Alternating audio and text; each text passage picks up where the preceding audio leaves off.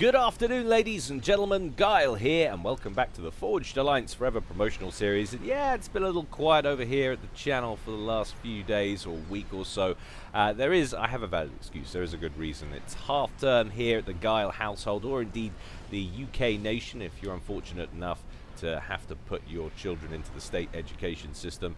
That is just the nature of the beast. Also, we've had a couple of birthdays. I can't believe one of them is baby Klinkhammer. She was a year old yesterday. How frightening is that? I don't know where that year has gone. It's just evaporated. You might as well get me a rug, a rocking chair, and a large pipe, because I need to settle in for the long winter. It's like I hit an oil patch at 30, and now I'm just skidding towards the grave. Insightful stuff. Frightening as well. Alright, let's get on with today's game and cheer ourselves up. It's going to be a custom 5v5, more or less pro level throughout. And that's going to take place on Canis 5v5 Special Edition Fixed Hydro. How very exotic. I'm ready, you guys are ready, and the players are sure as hell ready. So let's go on over to the game zone and see how these guys are going to get on. Now, I should start by saying this is from, I think, the last patch, this match. So, and there were one or two buggy kind of problems, and one of which was I had issues hearing the strategic launch detected voiceover warning every time someone launched a nuke. And I think that might be the case for all of the replays from this patch. So if I miss any of those, I have an excuse for once. Not that I have an excuse most of the time for the things I miss, but I do have a valid one today, so I'm sticking to it. Alright, that's enough of that. Let's get on with the game, and it's Canis, of course, so the UI is bonkers, and for some reason thinks that this is Team 1 down here at the bottom, and this is Team 2 up here at the top. Going first for Team 1 down here at the bottom right in Pontiff White, we have Purple Kush.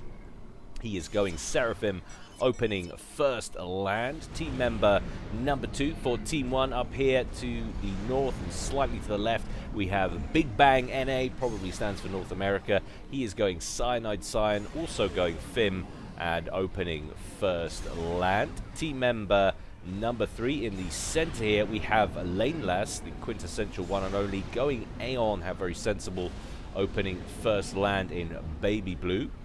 To his northwest, we have Left Butt Cheek, but you guys will know him better as my very good friend Freshy. He is going UEF, how very sensible, opening first land in Lurid Green. And last but not least, down here to the bottom left, we have Violets.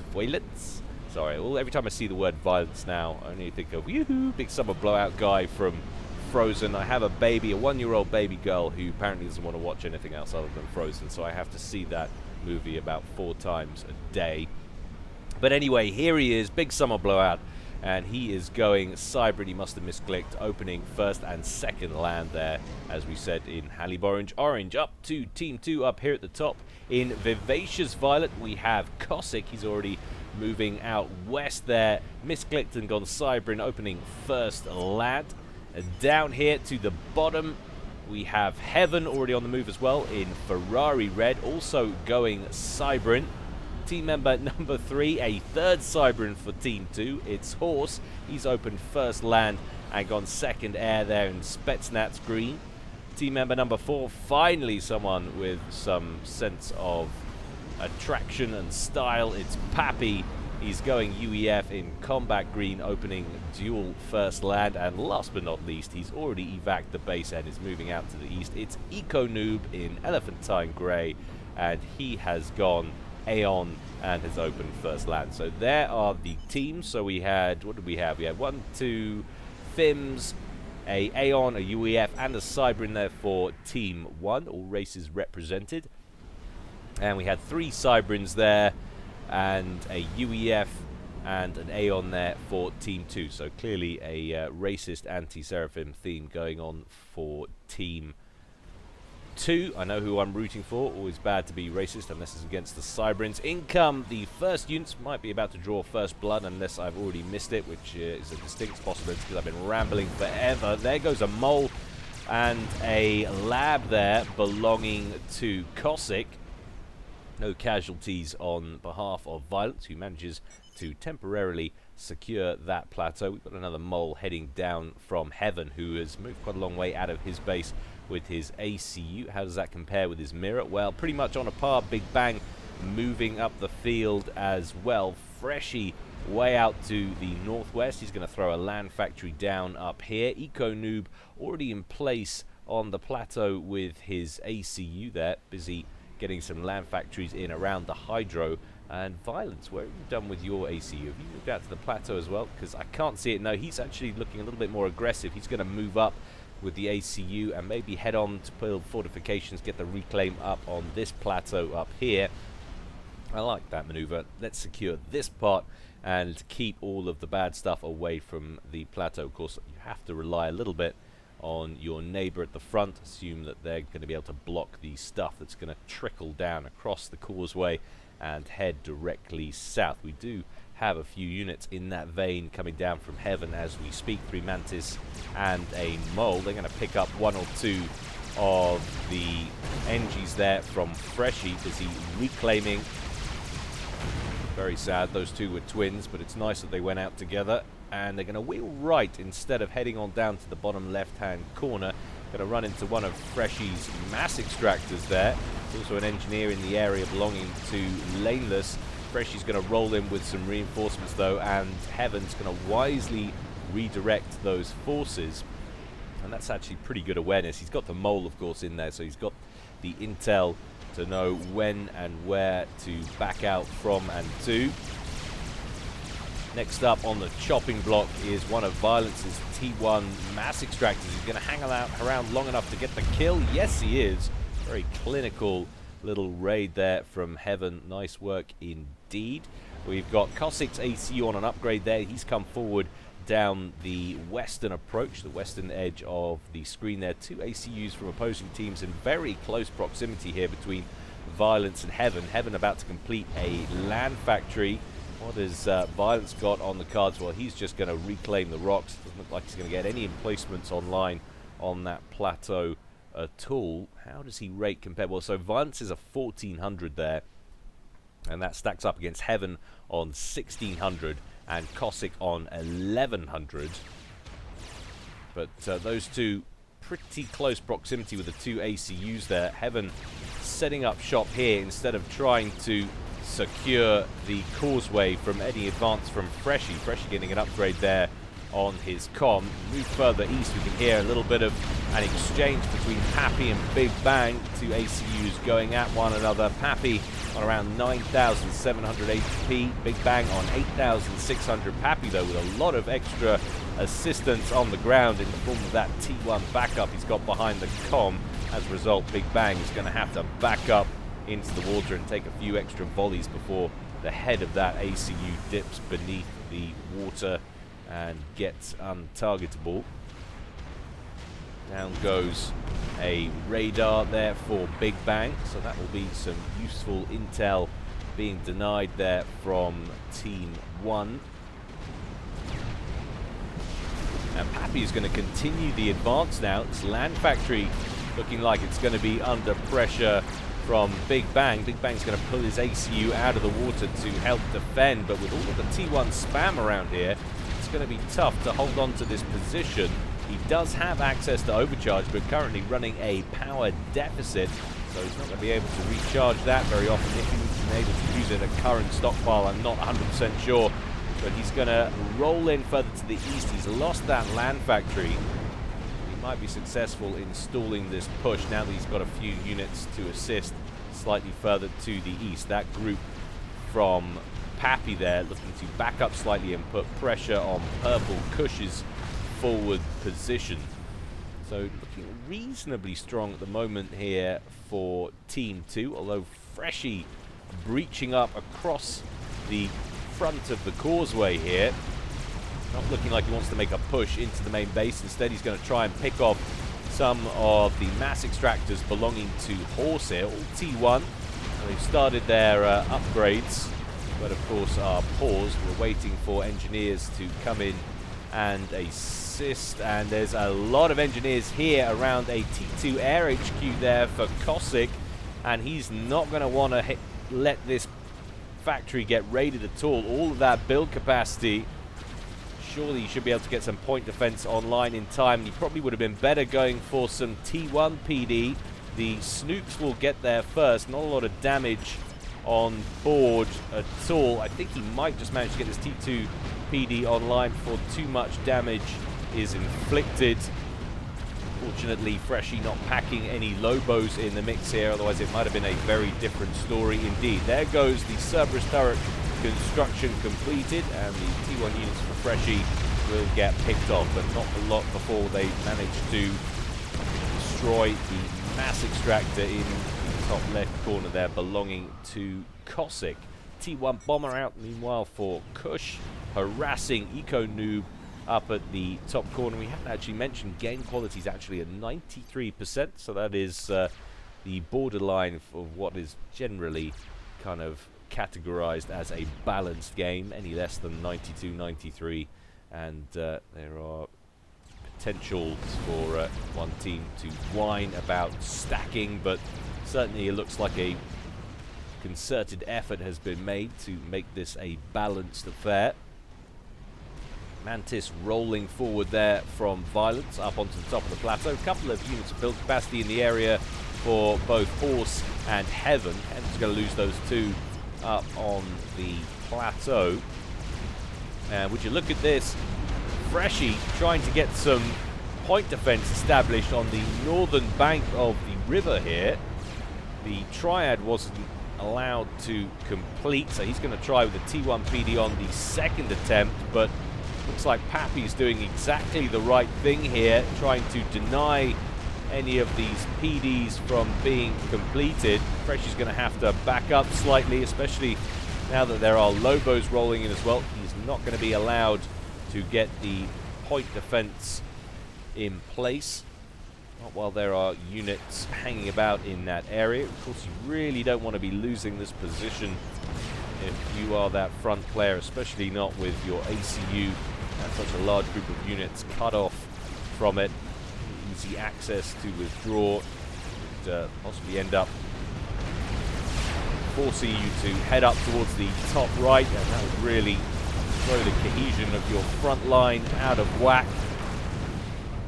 Big Bang still being harassed over here, down to around 8,000 hit points or so, trying to get some T2 PD online. He's got one or two online back here. He's having trouble getting a second bank in play further up, and now there's a Triad from Pappy, in fact a couple of them online, which will force Big Bang to withdraw with his ACU, and now will spell the end for that newly constructed T2 Seraphim PD that just went online. Freshie absolutely determined, though, in the center to get this fortification online.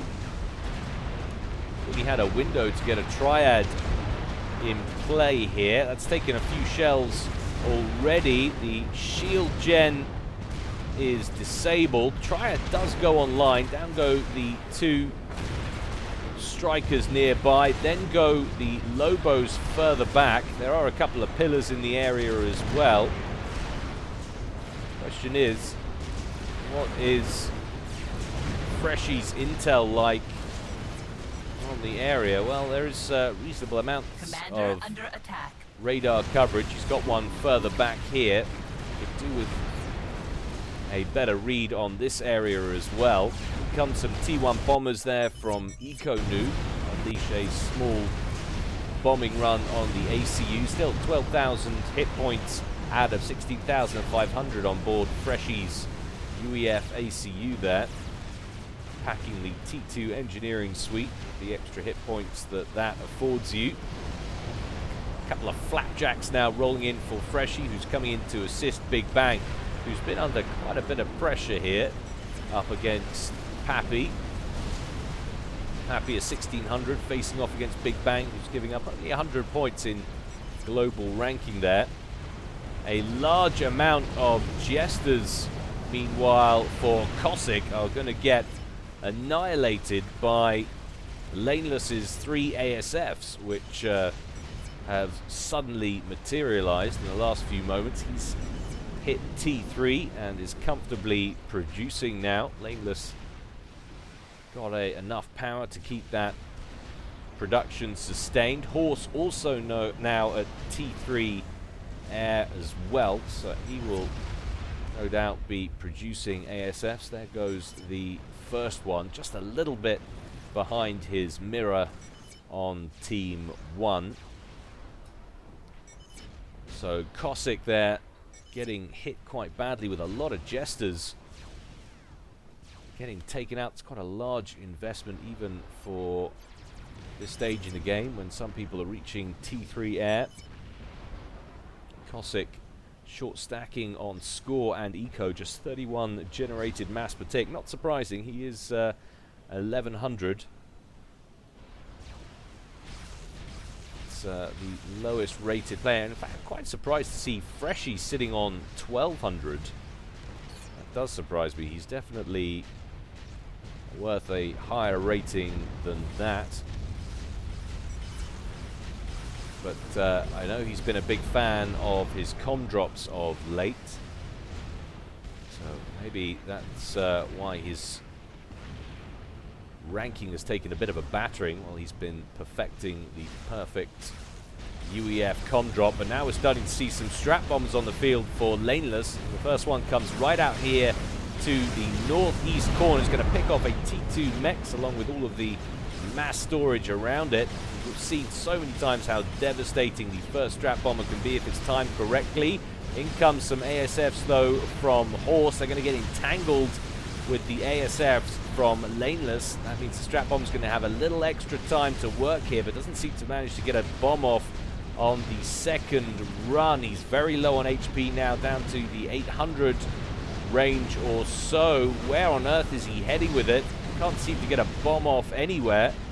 Might have been going for the build capacity there. It's taking some flak fire, but just about outrunning most of it, down to just 218 hit points on board that strap bomber now. Must drop a bomb if he's going to make it pay for itself. He does get it away, and he does manage to take out another T2 Mex with all the storage, so that will make it definitely worthwhile. A bomb in here might have been nice. Slow up production of the GC, but that won't happen now, as the last couple of ASFs on the field there for Horse managed to put it out of its misery.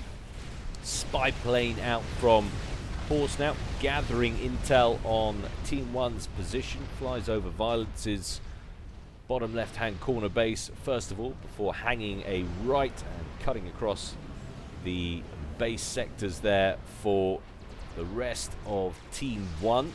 Flapjacks up front now for Freshy. We saw them doing good work down at the causeway, helping out Big Bang earlier, who seems to be in a much more comfortable position.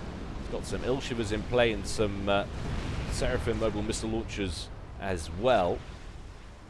Another strap bomber on the field for Laneless. 2 kills to his name already. Flapjacks rolling forward, targeting the T1 point defense on the causeway there.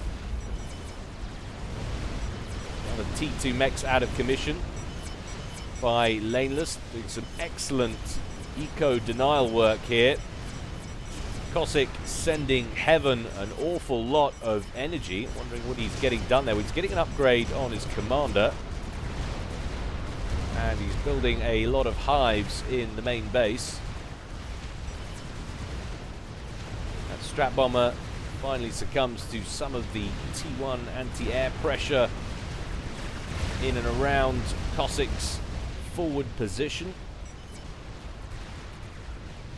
It looks like Violence is getting antsy down at the bottom left-hand corner and has a trebuchet in the mix, as well as some Vipers as well. Can do some real damage against Cossack, who is on an upgrade now with his commander. Might be forced to cancel that if he can't complete it soon. But Cossack is going to roll back with some of the forces that were at that front line and pick off those flapjacks belonging to Freshy. That definitely does his team a little bit of a favor there. That causeway was not looking in a favorable position. Would you look at that, 4 unused Mexes. Heaven just about to complete a Mex on one of them. And now we're getting a bit of a Ravager creep from Freshy, and this could be pretty devastating if he manages to get all of the Ravagers online that he's queued up. Could completely dismantle this front line up here. And Cossack, predictably, having an issue completing whatever upgrade he is on, and is now going to be under sustained ranged attack. His hoplites roll forward, hoplites and rhinos roll forward and are outmatched by loyalists from violence, so he's also facing a pretty significant tech mismatch up front.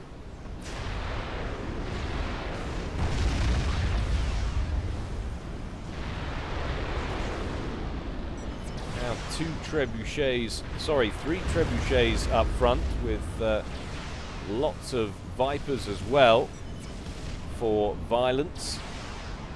And Cossack's shield gen blinking on enough as he's having problems maintaining his power. These are the worst possible time, but violence missing a bit of a trick here. Should stay with the assault on Cossack's position. Of course, once again, we have the benefit of full vision, something that's not available to our players. Loyalists rolling forward and Freshie rolling forward as well with the Ravager creep. Means that this forward position for Heaven might soon become untenable. Have a GC on the field up at the top right. Eco Noob in a reasonably comfortable position. Can't push forward and expect any major win on the ground though, because Purple Kush also with a experimental, has an Thota under shield coverage up at the front line. 383 mass harvested so far by Team 1. It's about a 30k differential between them and Team 2. They were on 356 at latest reading.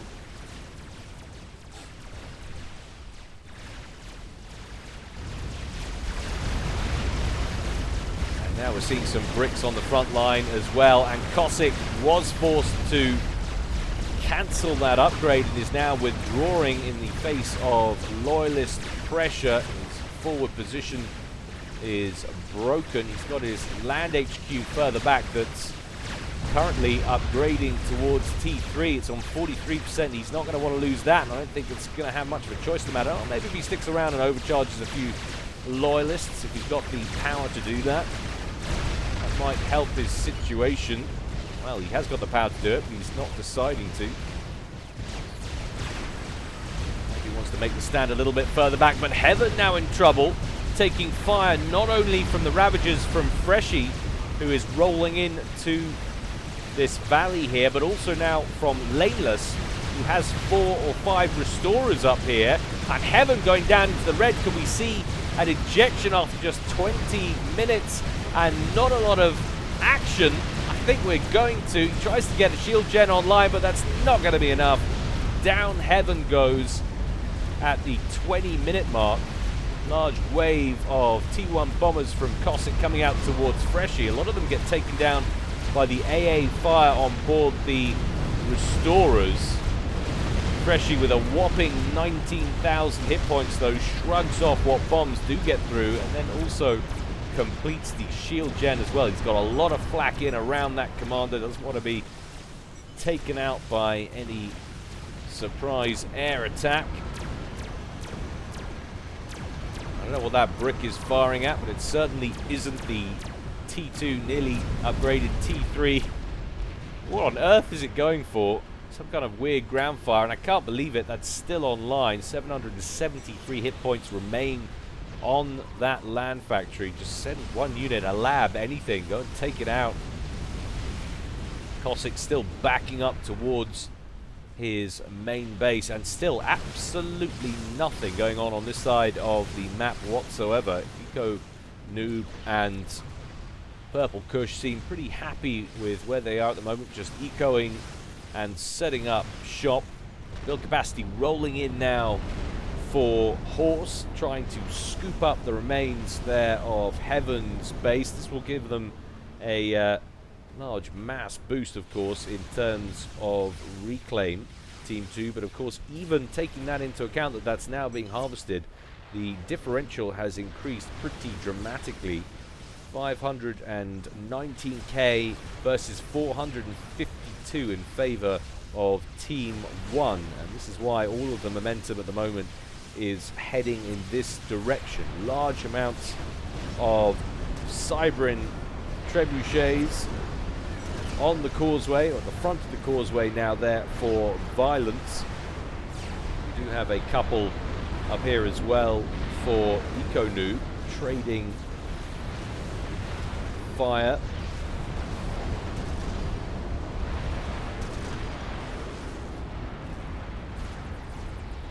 We'd be about to see a bit of a counter push though from Pappy. Well, it doesn't look like it. Doing just enough to skirmish and persuade Team 1 not to cross over the causeway.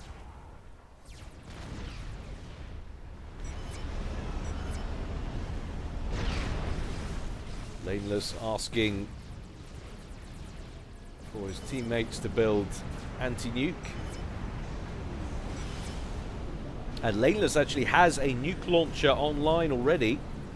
So Laneless doing good work here on ASF production. Has the initiative generally. Well, actually, does he? Let's take a look. Let's see where we are. So we've got 18. What was that? 16 or 18? Always hard to say. 18 ASFs there on the field there for Laneless. And 19 on the field there for Horse, so it is pretty close. Tiny advantage in favor of Team 2. Fat Boy completes there for Pappy in the main base. That's going to be instrumental, I think, in warding off any more advances from Freshy and from Violence, who are looking very dangerous in this portion of the map. And would you look at that? So, having not destroyed it, that T3 land factory was allowed to complete its upgrade to T3 and has now produced a couple of loyalists, which is going to cause problems back here for Freshy and Violence, although we could be seeing a repositioning of frontline forces up here from Violence now towards this kind of area now that Fat Boy from Pappy is rolling out. But it just shows you when you are in position, take every shot you can get on strategic targets. I think it was more a case of sending units up there. My attention is busy elsewhere, otherwise I'm pretty certain that would have had a manual attack command directed to it. That was pretty weird though, the way it was firing. I saw a beetle it didn't like or something in the sand and went, "Yeah, just die!" Mass overkill. So now we're up to 3 chickens down here at the bottom right for Purple Kush, and 3 GCs up here for EcoNoob. Massive Cold War going on this side of the map. And not a lot of action coming out from Big Bang either on that side of things. He's getting an upgrade on his commander, although that is temporarily been paused. Freshy focusing on some power production with a Fat Boy queued up and ready to go. That Fat Boy now demolishing all of the Ravager emplacements that Freshy painstakingly erected and used to cut off Heaven and Cossack from any forward advance. He was instrumental in the destruction of Heaven's ACU. Come the Loyalists, lead one just getting torn apart by Ravager fire, although the Ravager redirects to some targets that are now crossing the river there, so that Loyalist is going to survive for a little bit. I love looking at that Ravager fire in the distance. A thing of beauty, that massive arc raining down on targets, but the Ravagers pale into significance under the weight of the Fat Boy artillery coming in from Pappy, whose advance is now pretty clear. We've got a lot of fire coming across the way over here as well. We're going to finally get some movement on the eastern front. Well, a bunch of Serenities up on the ridge there. They called them trebuchets earlier. Of course, we aren't seeing trebuchets out from an Aeon player. That would be unusual. That's a massive TAC missile battery, so that's part and parcel of what I was seeing earlier. GC's rolling out as well onto the plateau, but it's a large game of cat and mouse at the moment. Another Ethota on the way. Where those TAC missiles go? It looked like they impacted on the Nathanas there, mobile shield gens. And this fat boy is just tearing it up on the front lines for Pappy. He's really doing a pretty good job of breaking out here. So I'm guessing Laneless's nuke launcher has either been spotted or they just got to that time where they thought anti-nuke was something they should be focusing on. So there we go. Anti-nuke under construction. And we've got a nuke launcher online as well there for Eco-Noob. So both teams now with a functioning nuke launcher. Laneless very, very close indeed to getting a missile loaded. I'd say it's about 95% or thereabouts. Much further away is Eco-Noob. Very different story indeed. He's about 33% complete on his first missile. And Pappy a long way off completing the first anti-nuke missile to defend against it. And as long as Laneless is paying attention, which I'm sure he is, he will be ready to set this bad boy off. And the best thing about that is I'm not going to miss any. This is where it actually says the strategic launch detected, and I'm talking rubbish. Come on, Laneless. Fire. You have a nuke loaded. There it goes. Is it going to say it? Taking bets. 10-1.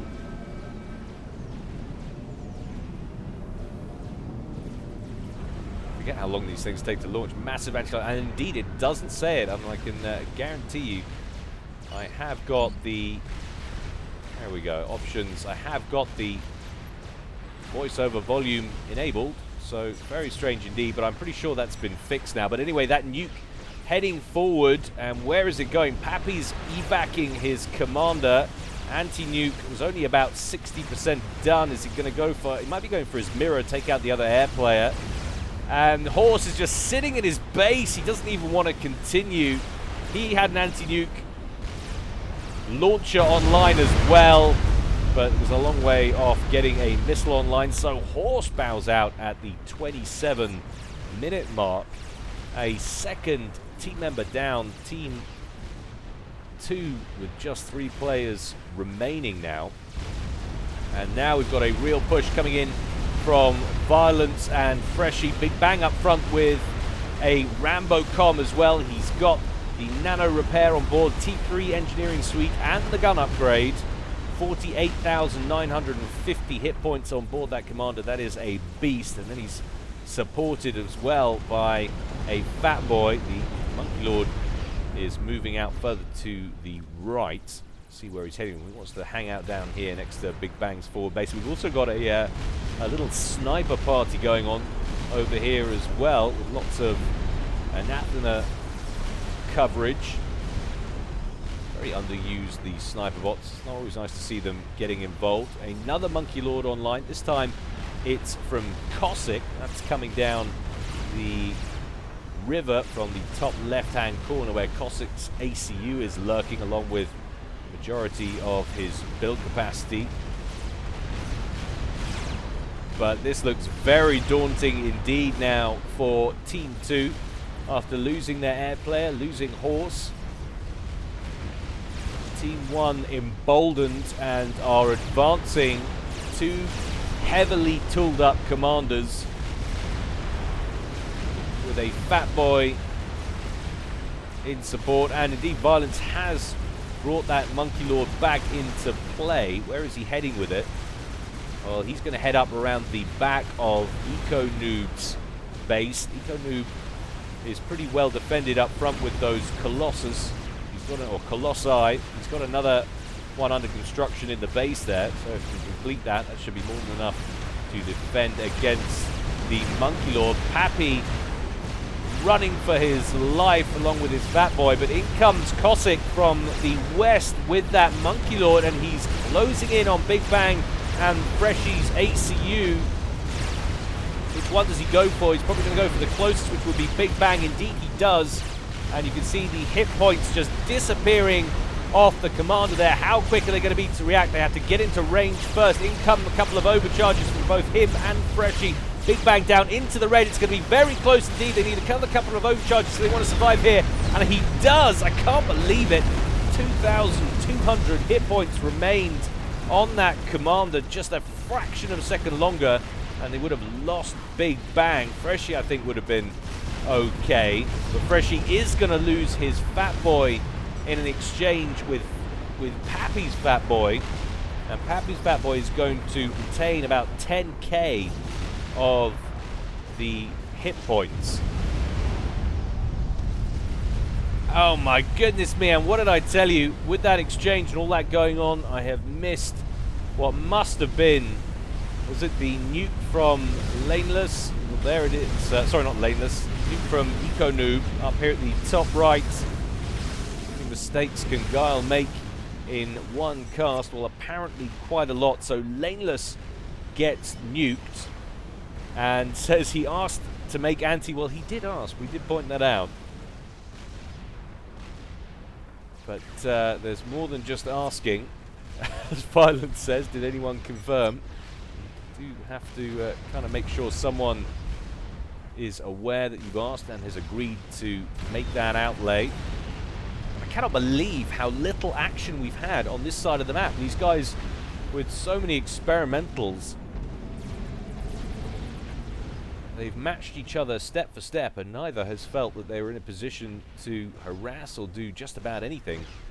Really, Laneless did come in there with a few strap bombers. Looked like he wanted to go after the power generator for Eco Noob. Of course, by extension, hopefully take out the Apocalypse there, the strategic missile launcher. Cossack underwater at the top here, meanwhile, can only sit and watch as Violence bombards his main base at range with trebuchet fire. All but two of the core mass there have been destroyed. And those are the last two mass points on the map there for Cossack, who's putting out a paltry 49 mass tick at the moment. He's getting an upgrade on his commander. That's about halfway complete. And he's really suffering on the power front, so he would be putting out a lot more mass. Well, yeah, you can see him dropping down to 7 mass per tick now. Out of virtually all power storage. And we have some dragonflies loading up support commanders down here for Violence. And of course, it was Laneless that had the nuke launcher, so that is now gone. We have a disruptor on the way, T3 static artillery, another support commander on board a Dragonfly, so some major droppage on the cards. Oh, we do have another nuke launcher though. Saw the pinging going down. This time it's, who is it? It's Purple Kush, and he's around 60% done on that nuke. Finally, we're seeing GCs from Eco Noob go to work.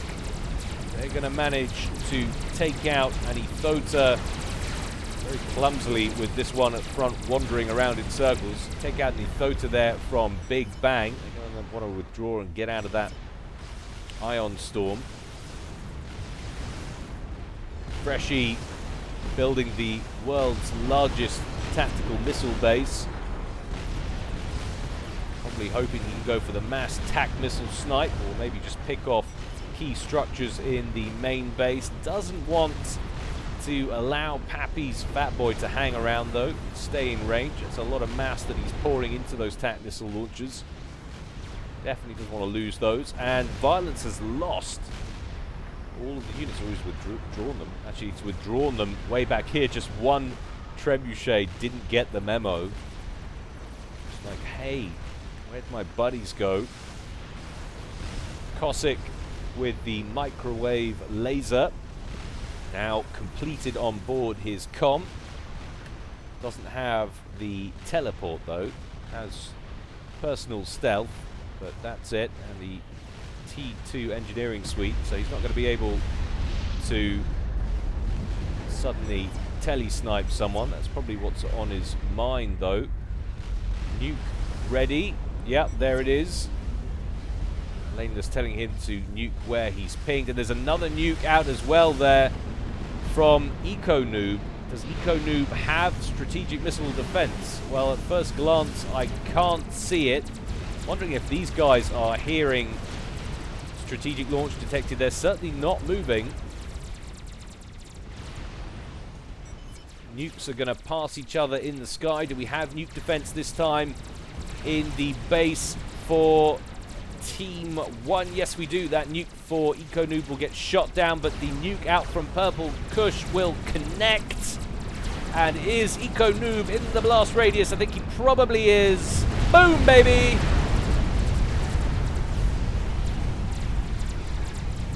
And there he goes. Must be down to this bug. These guys not hearing the strategic launch detected going off. EcoNoob with the unhappy face, and there goes all the GCs, which, well, quite frankly, did very little indeed over the course of this one. That's got to be a dull game, though, for EcoNoob. He got to nuke laneless, but otherwise he got to sit and admire the northeastern plateau for all of its glory, its barren, featureless glory. Not a lot going on up there at the top right. Freshy is taking a bit of a battering at his forward position, still trying to produce more TAC missile launchers.